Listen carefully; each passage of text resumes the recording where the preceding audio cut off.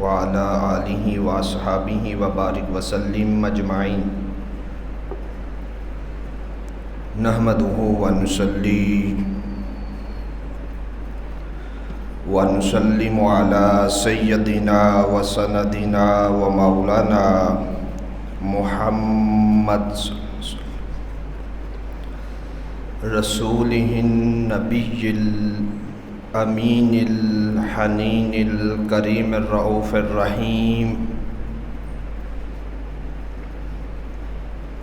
اما بعد فاعوذ باللہ من الشیطان الرجیم۔ بسم اللہ الرحمن الرحیم۔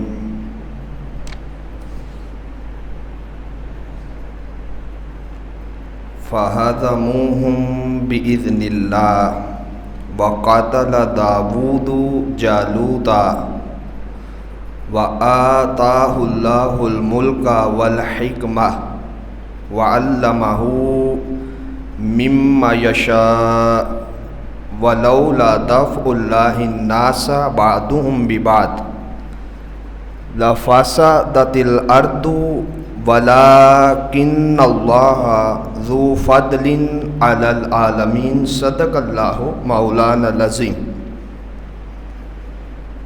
نہایت ہی واجب الاحترام معزز و محتشم سامعین گرامی قدر،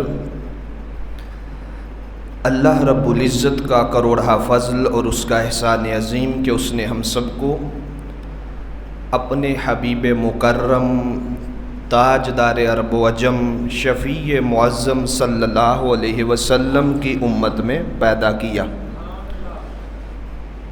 آج کی اس بابرکت نشست میں جمعۃ المبارک کی ہم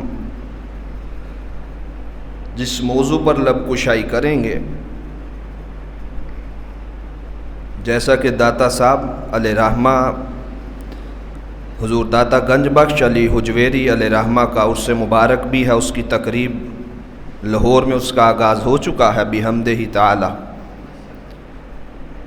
گزشتہ عرس مبارک کے موقع پر میں نے جس موضوع پر گفتگو کی تھی وہ داتا گنج بخش علی حجویری علیہ رحمہ کی کتاب کشف المحجوب سے مقام فقر اور مقام تصوف کے حوالے سے ہم نے وہاں پر گفتگو کی تھی پچھلے سال۔ آج کی نشست میں ذرا ہٹ کے اس سے موضوع کو بیان کریں گے۔ یہ جتنی ہستیاں ہیں اور جتنے سلاسل طریقت ہیں اور سلاسل اولیاء ہیں، سلسلہ قادریہ ہو بلے سلسلہ نقش بند سہر وردیہ ہو، سلسلہ چشتیہ نظامیہ ہو، علی حاصل قیاس جتنے بھی سلاسل اور طرق طریقت ہیں سارے حق بجانب ہیں اور سب کا رستہ وہ بارگاہ مصطفیٰ میں جاتا ہے صلی اللہ علیہ وسلم۔ سارے فقراء وہ سالی کے حق کا ہاتھ پکڑ کر اس کو کچہری مصطفیٰ میں لے کر جاتے۔ چہرے جدا جدا ہیں، نام جدا جدا ہے، کام سب کے ذمہ یہی ہے کہ ان کو مصطفیٰ کا حقیقی غلام اور عاشق اور سگے مصطفیٰ بنانا ہے۔ تو جس موضوع پر گفتگو کروں گا وہ رجال الغیب کے حوالے سے ہوگا کہ داتا گنج بخش علی حجویری علیہ رحمہ کوئی چھوٹا نام نہیں، اور جن کی رہنمائی کرنے والی ہستیاں داتا صاحب کے شیخ، ان کے استاد، اور آگے ان کی رہنمائی کرنے والی ہستیوں کا نام رجال الغیب ہوا کرتا ہے۔ اب یہ تھوڑا سا علمی موضوع بھی ہوگا، ہم حوالہ جات کے ساتھ تفصیل سے اس پہ آج کی نشست میں انشاءاللہ گفتگو کریں گے۔ آئیں میں نے جو قرآن کریم کی آیت کریمہ پڑھی اسی سے آج کے موضوع کا آغاز کرتے ہیں۔ آقا کریم صلی اللہ علیہ وسلم کی احادیث بھی سامنے رکھیں گے، یہ سورہ البقرہ کی آیت کریمہ نمبر 251 تلاوت کرنے کا شرف حاصل ہوا۔ خالق کائنات نے فرمایا فَهَزَمُوهُمْ بِإِذْنِ اللَّهِ وَقَاتَلَ دَاوُودُ جَالُوتَ وَآتَاهُ اللَّهُ الْمُلْكَ وَالْحِكْمَةَ وَعَلَّمَهُ مِمَّا يَشَاءُ وَلَوْلَا دَفْعُ اللَّهِ النَّاسَ بَعْضُهُمْ بِبَعْضٍ لفسدت الارض ولکن اللہ ذو فضل علی العالمین۔ اب ترجمہ بھی سماعت کریں۔ اور پھر انہوں نے جالوتی فوجوں کو اللہ کے امر سے شکست دی۔ طالوت کی فوج نے جالوت کو شکست دی اور داود علیہ السلام نے جالوت کو قتل کیا۔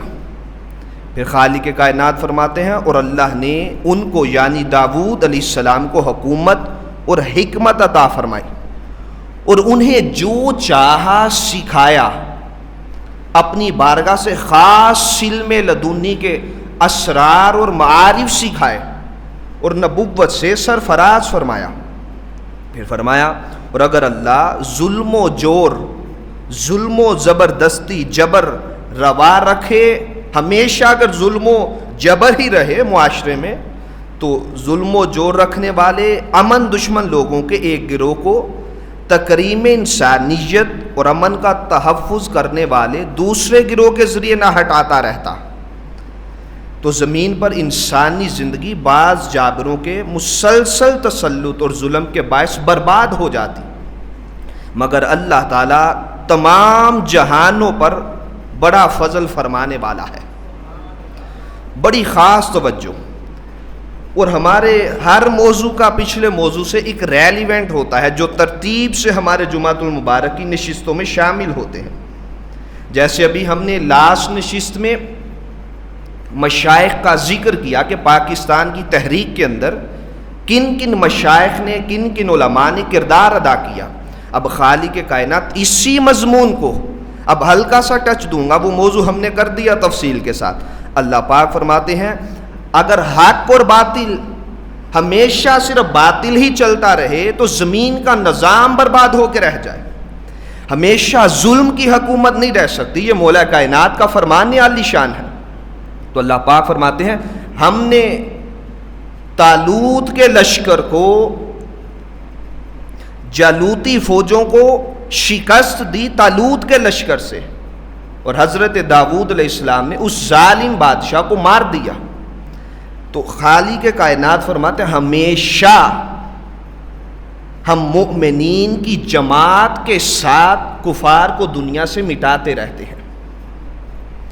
اب اس پر اور قرآنی آیات بھی گواہ ہیں، میں اختصار سے ان کا خلاصہ عرض کر دیتا ہوں۔ خالق کائنات نے فرمایا اگر ہم بعضوں کو بعض کے ذریعے شکست نہ دیتے تو یہ مساجد، یہ مندر، یہ جتنی عبادت گاہیں ہیں ہر مذہب کی، یہ بھی مٹا دی جاتی، امن قائم نہ رہ سکتا۔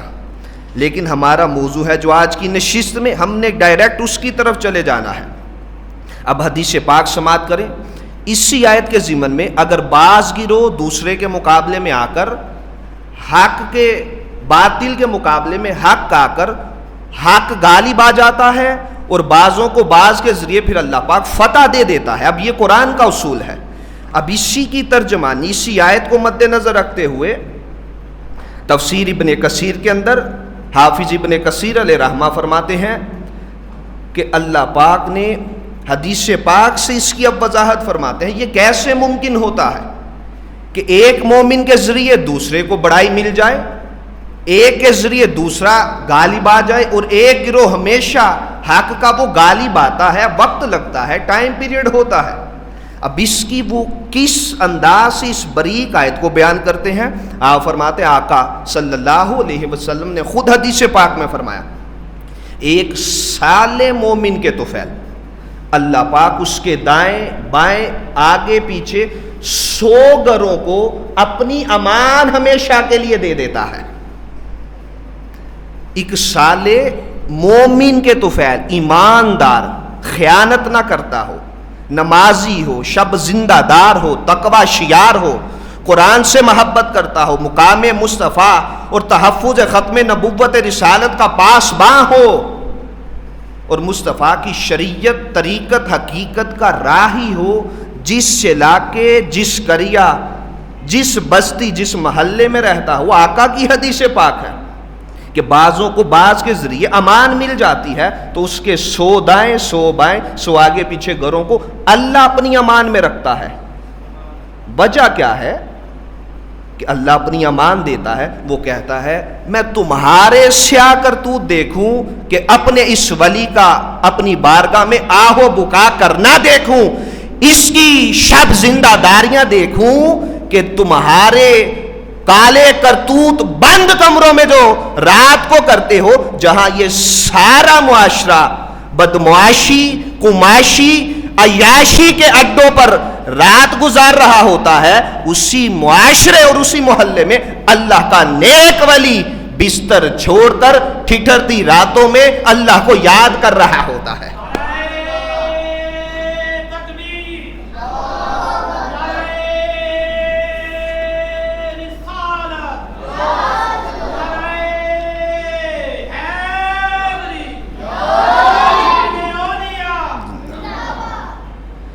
یہ ہے مقام ولایت، مقام فقر۔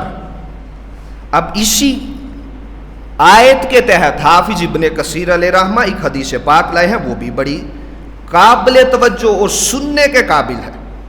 آپ فرماتے ہیں جیسے اس نیک ولی کے طفیل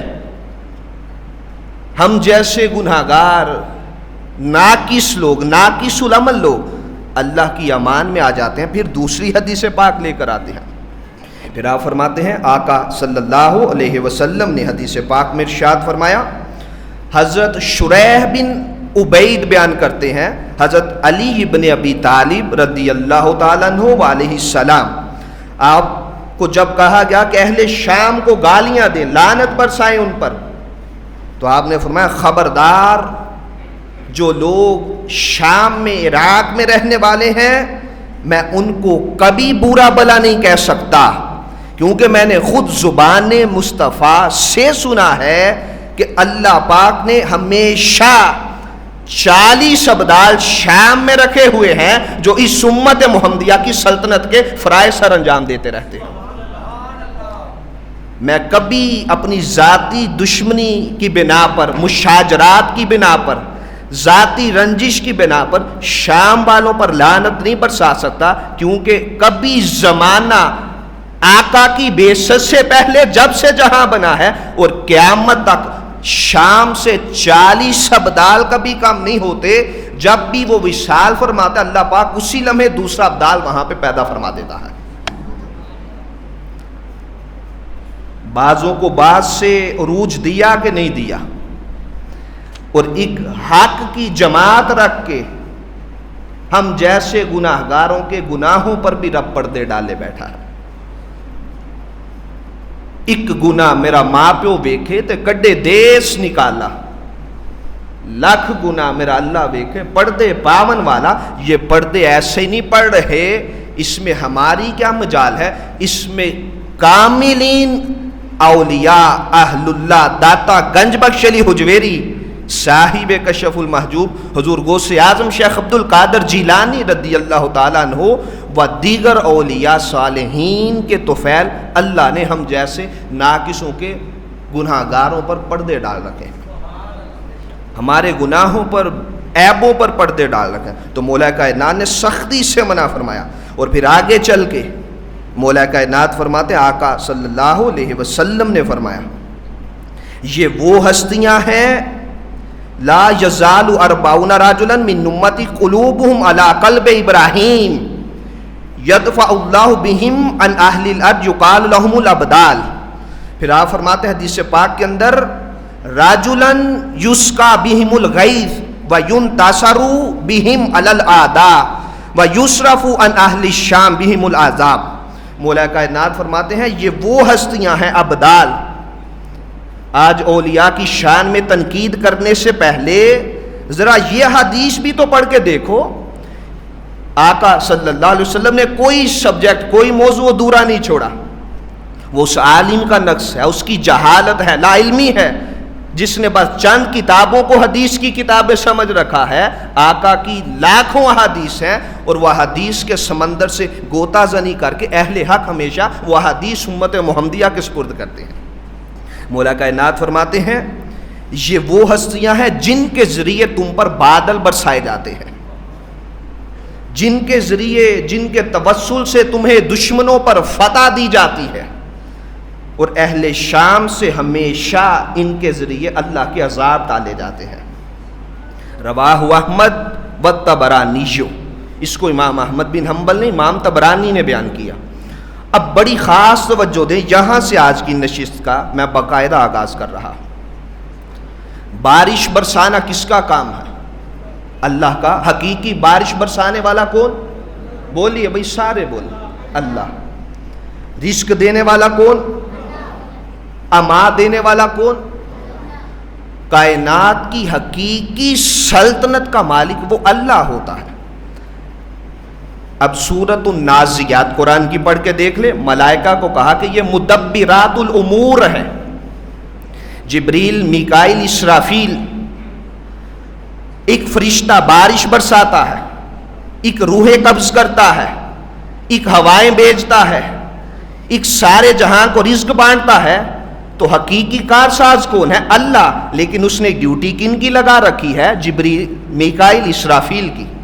یہ ڈیوٹیاں لگا رکھی ہیں کہ نہیں؟ میں اختصار کا سہارا لے کے زیادہ ڈیٹیل میں نہیں جانا چاہتا، اصل موضوع آج کی نشست میں سمجھانا چاہتا ہوں۔ اس کا کوئی انکار ہی نہیں کہ ملائکہ رزق بھی بانٹتے ہیں، پورے جہان میں اللہ کا نظام چلاتے ہیں، تو یہ بھی تو اللہ کے بندے ہیں کہ نہیں؟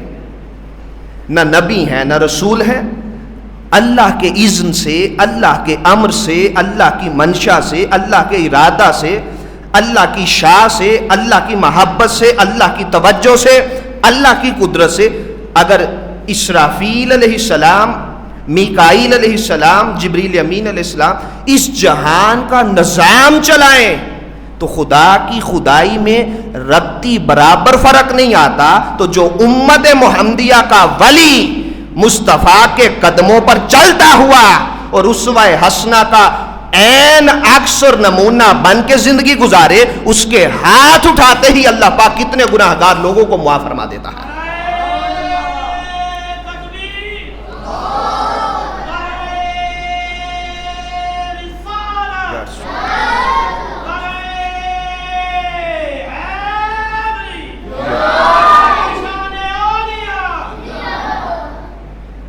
یہ ہے مقام میں ولایت، مقام میں ولی۔ تو مولا کائنات نے فرمایا خبردار اہل شام پر لعنت نہ برساؤ۔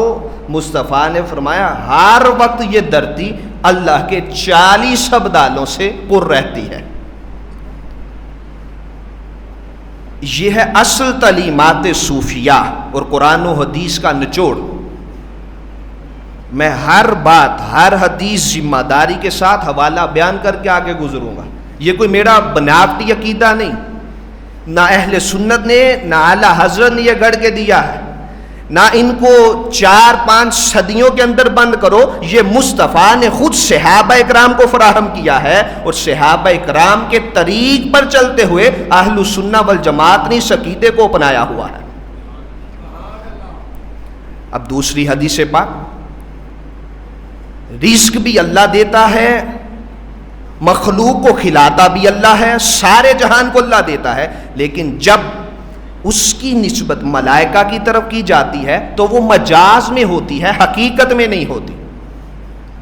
مجازی طور پر حضرت میکائیل علیہ السلام، اسرافیل علیہ السلام، جبریل امین علیہ السلام وہ اللہ کے امور چلاتے ہیں، ذاتی اللہ چلاتا ہے، حکم اللہ کا ہوتا ہے، پھر آگے اس کے ملائکہ یہ ڈیوٹیاں سر انجام دیتے ہیں، پھر شرک واقع نہیں ہوتا۔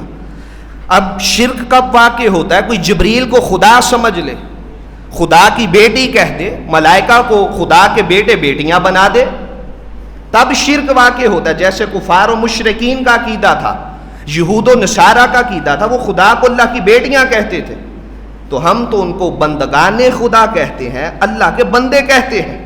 فرشتے بھی اللہ کے بندے ہوتے ہیں، جب تک عقیدہ یہ ہو کہ حقیقی مالک و وارث اللہ ہے، باقی ساری مخلوق انبیاء رسول سمیت وہ اللہ کے خاص بندے ہیں، تو کبھی شرک واقع نہیں ہوتا، بھلے وہ رزق بانٹیں، بھلے ہوائیں چلائیں، وہ اللہ کی منشا اور قدرت کے ساتھ چلاتے ہیں، از خود نہیں چلاتے، اپنی طاقت سے نہیں، اللہ کی دی ہوئی طاقت اور امر سے چلاتے ہیں۔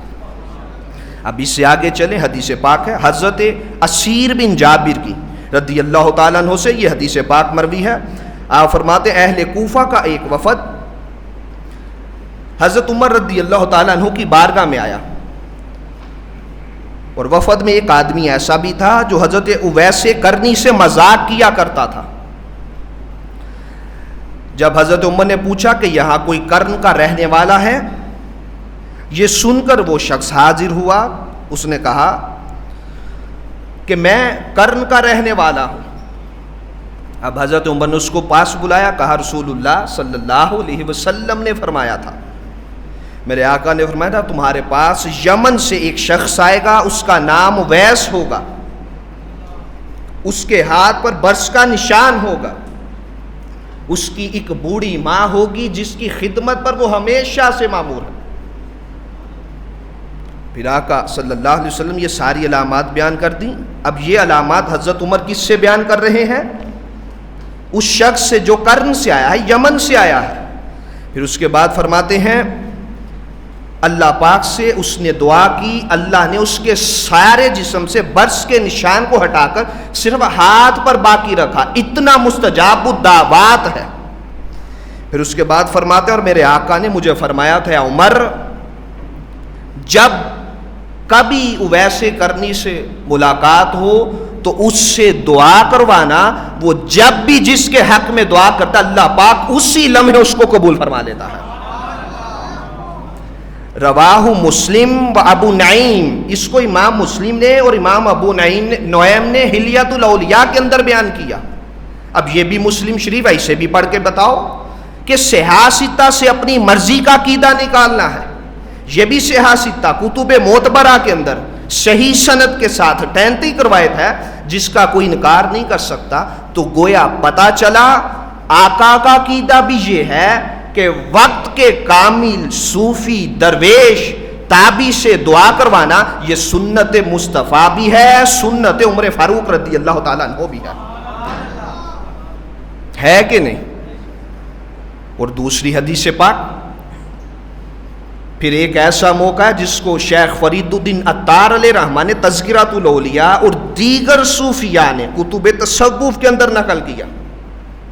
آپ فرماتے ہیں علی شیر خدا اور عمر فاروق رضی اللہ تعالیٰ عنہما پھر کرن میں یمن میں ویسے کرنی سے ملنے گئے تو وہ ایک غار میں مست و بے خود رب کو یاد کر رہے تھے۔ جب قیام کرتے تو طویل قیام کرتے، رکوع کرتے تو طویل رکوع کرتے، پھر جب رکوع سے اٹھ کے کھڑے ہو جاتے تو طویل قیام کرتے، اور پھر جب سجدے میں جاتے طویل سجدہ کرتے، پھر جب سجدے کے درمیان بیٹھتے قوما میں پھر طویل کیا قوما کرتے، پھر سجدہ میں جاتے طویل سجدہ کرتے، کافی دیر عبادت میں مگن رہے۔ جب آخری رکعت میں پہنچے ویسے کرنی اتنا طویل سجدہ کیا، آخری سجدہ تھا جو اتنا طویل سجدہ کیا کہ مولا کائنات اور عمر فاروق رضی اللہ تعالی عنہما کو یہ لگا کہ شاید ویسے کرنی کی روح قفس انصری سے پرواز کر گئی ہے۔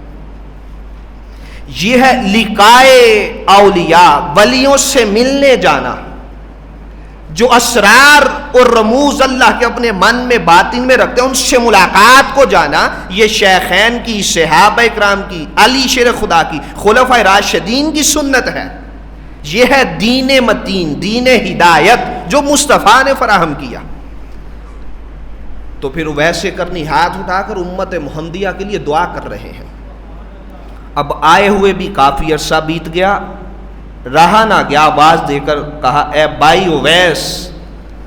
انہوں نے یکسر ایسے دیکھا کہ جیسے بڑے عرصے سے جان پہچان رکھتے ہیں، پیچھے مڑ کے دیکھا، کہا بھائی عمر اور بھائی علی سناؤ تمہارا حال کیا ہے، کس لیے آئے ہو؟ کہا یہ آقا کا جبہ تمہیں دینے آئے ہیں، آقا نے تمہیں انعام اور تحفہ بھیجا ہے، ویسے کرنی رضی اللہ تعالیٰ عنہ نے پکڑ کر وہ جبہ اپنی آنکھوں سے لگایا، جیسے یعقوب علیہ السلام نے یوسف کا پیراہن اس کو آنکھوں سے لگایا تھا، یہ بھی سنت پیغمبر ہے۔ آپ نے کہا میرے آقا نے پیراہن دیا ہے، فوراً آنکھوں سے لگا کر وہ 63 برس مصطفیٰ کے اپنی آنکھوں کے سامنے رکھ کے مراقبہ میں چلے گئے، اور آقا کریم صلی اللہ علیہ وسلم کو یاد کر کے اتنے آنسو بہائے، کہا بھائی اویس، بھائی عمر اور بھائی علی، آج یار کی داستانیں عشق و محبت و معرفت تو سناؤ کہ میرے آقا کیسے تھے، مکہ کی دھرتی پر کیسے چلتے تھے، مدینہ پاک میں خرامہ خرامہ کیسے ناز کرتے تھے، اور جنگوں کے اندر مصطفیٰ کا لیل و نہار کیسے تھا، وہ سارا 63 برس یار کا آج سناتے تو جاؤ۔ آج یار کا جبہ دے کر تم نے ہمارے پرانے تار چھیڑ کے رکھ دیے ہیں۔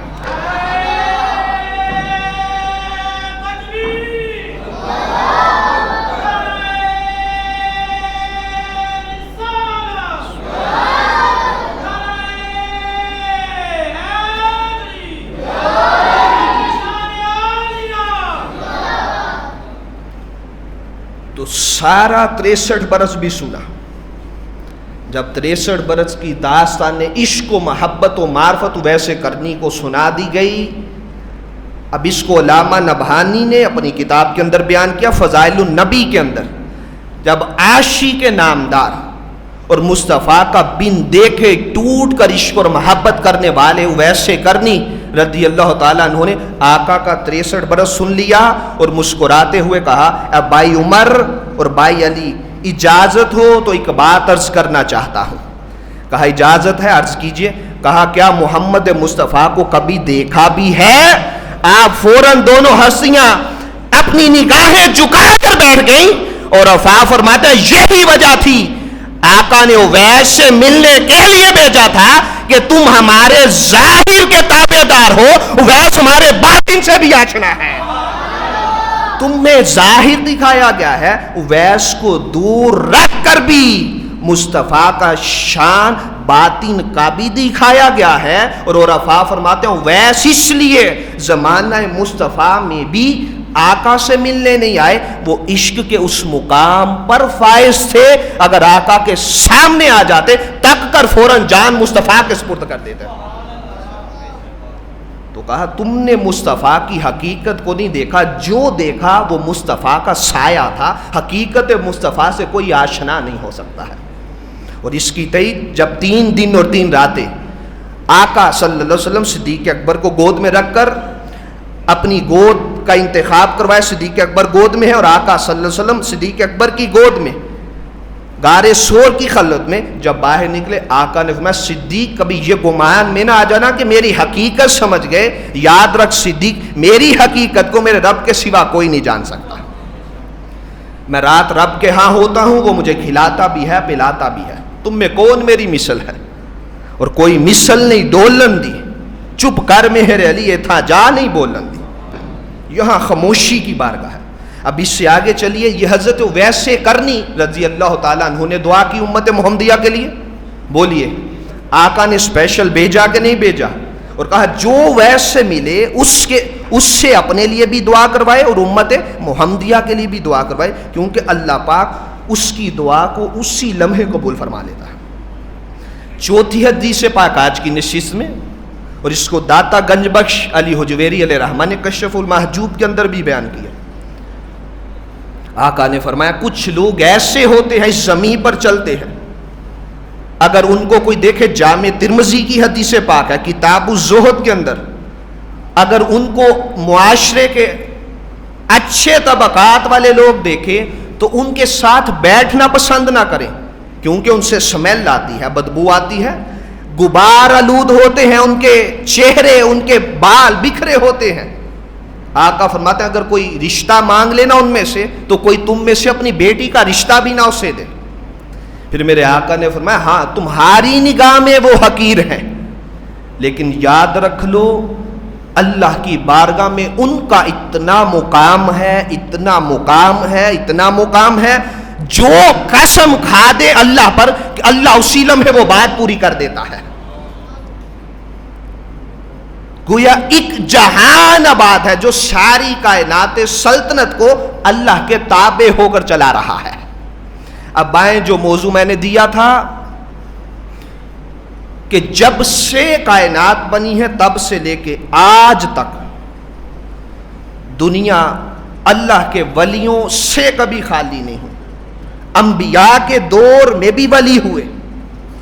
اب کوئی کہے کہ یہ بات عقل میں نہیں آتی، قرآن اٹھا کے دیکھیں، سورہ کاف پڑھ کے دیکھیں۔ اللہ نے موسیٰ و خضر علیہ السلام کا، جن کو عرف عام میں خضر کہتے ہیں، واقعہ تفصیل سے بیان کیا کہ نہیں کیا؟ بولیے بھائی، ڈیٹیل سے بیان کیا۔ موسیٰ علیہ السلام نے، بخاری شریف کی حدیث پاک ہے، آپ کو جب اللہ پاک نے علم نبوت سے نوازا تو آپ واعظ و نصیحت کرتے ہوئے، علم بیان کرتے ہوئے بنی اسرائیل کے سامنے چند اسرار سارے نے بیان کر رہے ہیں۔ ایک شخص قوم سے اٹھا، اس نے کہا موسیٰ کیا اس دور میں آپ سے بڑا بھی کوئی عالم ہے؟ تو آپ نے کہا نہیں، میں ہی سب سے بڑا عالم۔ اپنی شان شان موسیٰ علیہ السلام بالکل حق فرما رہے تھے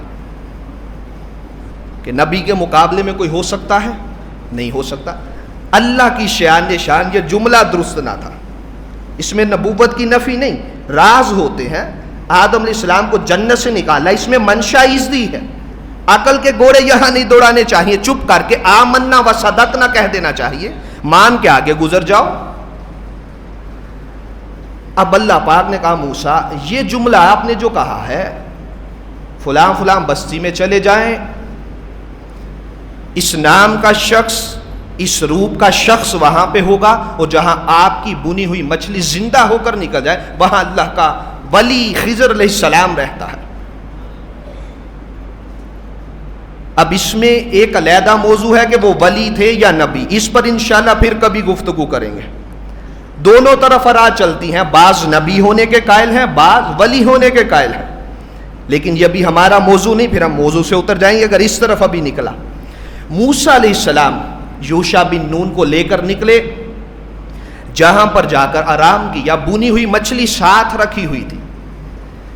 موسیٰ علیہ السلام کی بھی آنکھ لگی، طویل سفر کر کے یہاں بھی اللہ والوں کو، نبی کو سفر کروایا جا رہا ہے کہ خضر نبی سے جو علم لدنی کے اسرار سینے میں رکھا ہوا ہے اس سے جا کر ملاقات کر لے، اپنے علم کا موازنہ ہمارے خضر کو دیے ہوئے علم لدنی سے تو کر کے دیکھو، تمہیں زیادہ علم ہے کہ جس کے من کو اللہ نے اسرار سے پر کر رکھا ہے اس کے پاس زیادہ علم ہے۔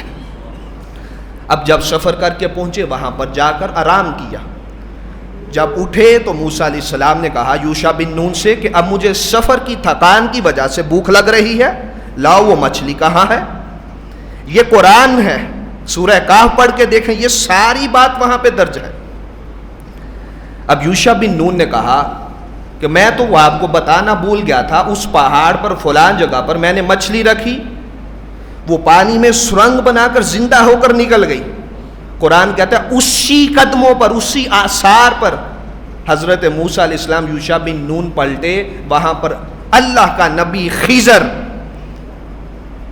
ایسے چوکڑی مار کر بیٹھا ہے، اور بعض روایتوں میں مست ہو کر سوئے ہیں، کپڑا لے کر اپنے اوپر۔ حضرت موسیٰ علیہ السلام نے وہ سارا ماجرا اللہ نے پہلے وحی کے ذریعے بتا دیا تھا، جب پردہ سرکایا تو حضرت خضر علیہ السلام اندر سے مسکرا رہے ہیں۔ کہا موسیٰ علیہ السلام بنی اسرائیل سے؟ کہا جی نام۔ کہا آپ کو اللہ کا خاص بندہ ہونے پر، برگزیدہ بندہ ہونے پر میں سلام پیش کرتا ہوں۔ یہ ہوتا ہے اسرار سے پر انسان، کسی کے عیب پر اس کے عیب کو نہیں اچھالتا، بلکہ جو سبق پڑھانے بھیجا ہوتا ہے جس وہی سبق پڑھاتا ہے۔ کہا موسیٰ میرے ساتھ صبر نہیں کر سکتے۔ یہ واقعہ میں نے جس بات کے لیے سنایا اب اس پہ بڑی توجہ دیں سارے دوست۔ اب حضرت خضر علیہ السلام پر 14 صدیوں کے اندر یہ اتفاق ہے کہ آپ نے آب حیات پیا ہوا ہے اور قیامت تک زندہ رہیں گے. بولیے کیا؟ قیامت تک زندہ رہیں گے. ہر دور میں ہر گوش، قطب، ولی، ابدال، اوتاد، نوجبا، نوکبا، یہ جتنے بھی اولیاء کی قسمیں ہیں، آپ ان سے گاہے گاہے ملاقات بھی کرتے ہیں اور اپنے خاص اسرار سے ان کو نوازتے رہتے ہیں. بولیے کیا کرتے ہیں؟ اپنے خاص اسرار سے جو اللہ نے دیے ہوئے ہیں نوازتے رہتے ہیں. حدیث مکمل کر لوں تاکہ بات اور آسان ہو جائے. اب بخاری شریف کی حدیث کی طرف پلٹے. اب یہ واقعہ طویل ہے، جو 3 کام ہوئے اکثر آپ سنتے رہتے ہیں. آقا نے فرمایا کیا ہی اچھا تھا موسیٰ علیہ السلام ان کے کاموں پر صبر کرتے چلے جاتے اور وہ ایک ایک کر کے 1000 اسرار کھول دیتے اور وہ اسرار ہمیں بھی پتہ چل جاتے. یہ کس کو تعلیم دی؟ یہ بخاری شریف کتاب العلم کا چیپٹر نکال لیں. صحابہ اکرام کو یہ تعلیم دی کہ نہیں دی؟ اب یہاں پر آ کر صوفیاء کی تعلیمات بنتی ہیں. نہ خالی از قرآن نہ حدیث سے باہر عقیدہ ہے یہ. اب آئیں داتا گنج بخش علی حجویری علیہ رحمہ اس سارے عقدے کو کیسے کھولتے ہیں. وہ 2 جمع 2 کر کے فقیر اتنے گہرے راز سمجھاتا ہے کہ انسانی عقل میں آسانی سے جو بات نہیں آتی، فقیر اس کو 2 جمع 2 کر کے آسان کر دیتا ہے. آپ فرماتے ہیں داتا گنج بخش علی حجویری کشف المحجوب کے اندر کہ آقا نے صحابہ کو تعلیم فرمائی کہ وہ اسرار کھلتے جاتے، ہم بھی معلوم کر لیتے.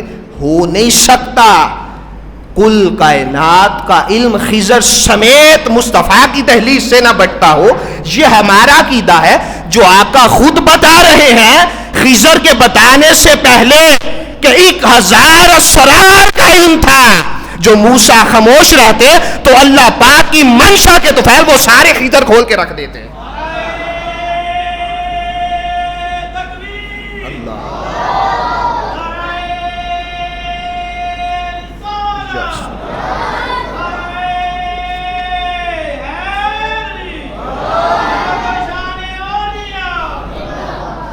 وہ سارے اسرار نہ کھول کے رکھتے.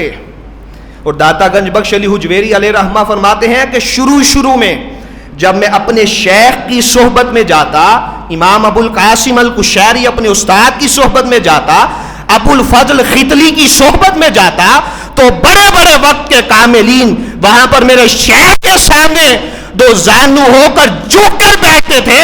اور جو اللہ کے اسرار اور علم لدنی کا فیض ولی کے قلب پر، باطن پر، سر پر، خفی پر، اختار پر کھلتا ہے، وہ سارے فیض لیتے تھے. اور ایک دن مجھ سے رہا نہ گیا، میں اس وقت میں اس ٹائم میں شیخ کی صحبت میں گیا جب کوئی نہ جاتا تھا. میں نے دیکھا ایک سفید ریش ہستی، وہ حضرت ابو الفضل خطلی کی صحبت.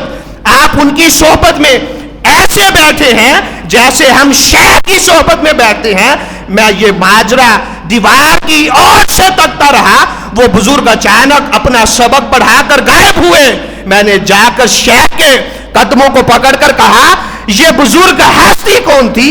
آپ نے کہا گنج بخش علی حجویری. یہ ہر کسی پر ہم راز نہیں کھولتے، یہ اللہ کے رجال الغیب میں سے جو سب سے بڑی ہستی ہے وہ خضر علیہ السلام ہے، جو مصطفیٰ کے عشق اور محبت کے جام عاشقوں کو پلاتے ہیں. معرفت محمدیہ کے جام امت محمدیہ کے ہر انسان کو نہیں، سالی کو نہیں، ولی کو نہیں، وہ غوث کتب کو جو اعلیٰ درجے کا ولی ہوتا ہے اس سے ملاقات کرتے ہیں. اور ہر دور میں خضر علیہ السلام اپنے وقت کے غوث قطب الاقطاب، قطب الاشاد سے مل کر ان کو یہ اسرار دیتے چلے جاتے ہیں. اور جس کو خضر مل جاتا ہے وہ اپنے وقت کا غوث اور قطب بن کے رہ جاتا ہے.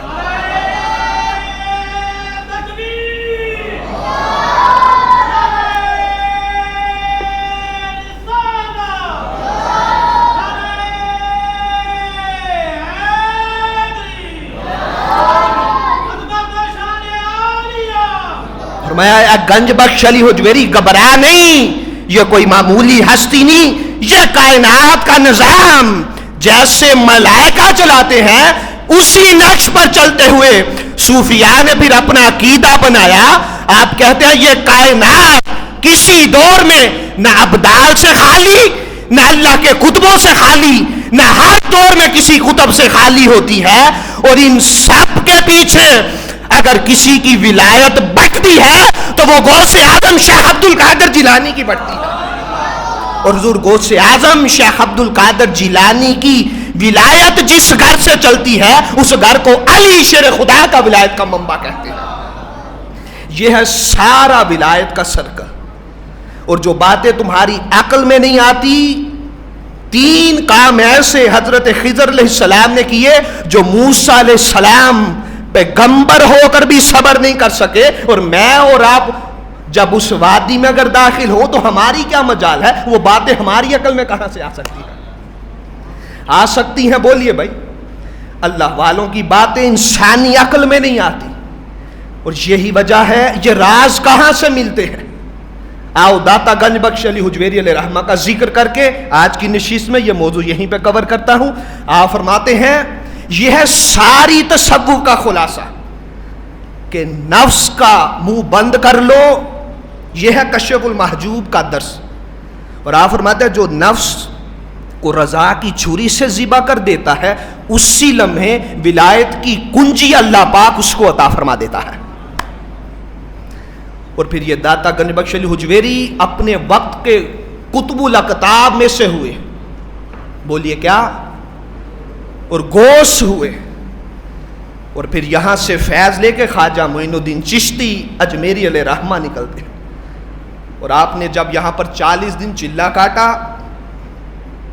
وہ بھی اپنے وقت کے قطب الاقطاب, قطب الارشاد, یہ ٹرمیں ہیں جس کو نہ سمجھ آئے کاملین اولیاء میں سے سادہ لفظوں میں سمجھاتا ہوں. کوئی چھوٹا نام ہے خواجہ معین الدین چشتی اجمیری علیہ رحمہ. چشتیہ سلسلہ یہاں سے چلتا ہے.